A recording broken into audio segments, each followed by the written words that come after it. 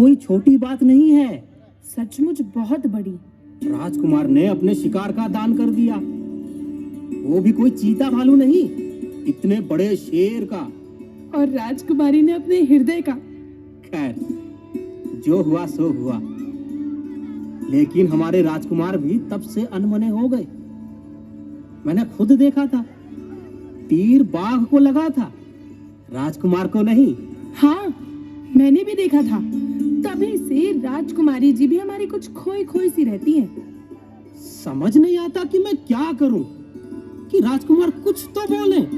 मैंने तो सोच लिया है, राजकुमारी तब तो कुछ बोलेंगी ही जब उनको ये चित्र दिखाऊंगी।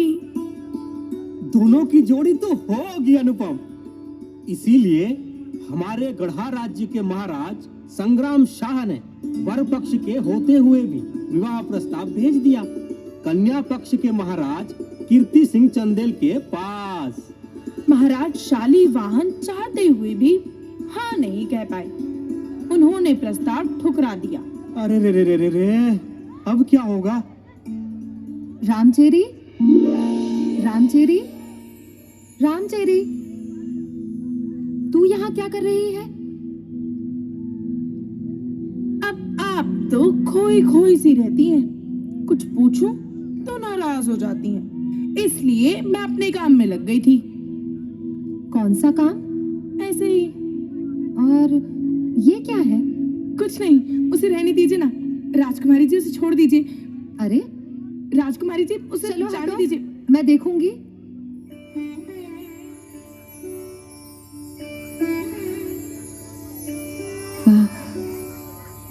क्षमा कीजिएगा, आपकी अनुमति के बिना ही।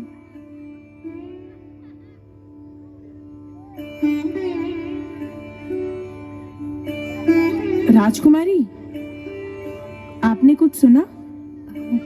क्या? आपके विवाह का एक प्रस्ताव आया था।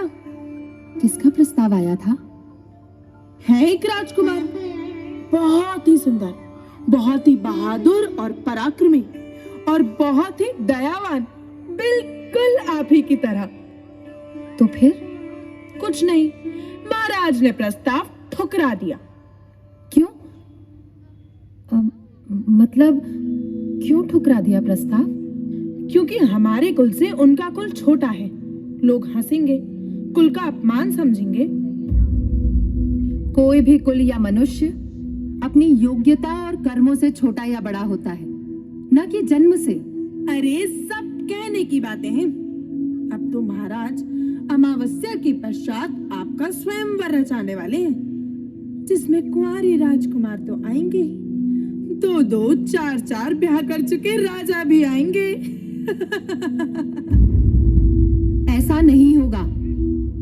मैं विवाह करूंगी तो किसी वीर पराक्रमी से, चाहे फिर वो छोटे कुल का ही क्यों ना हो।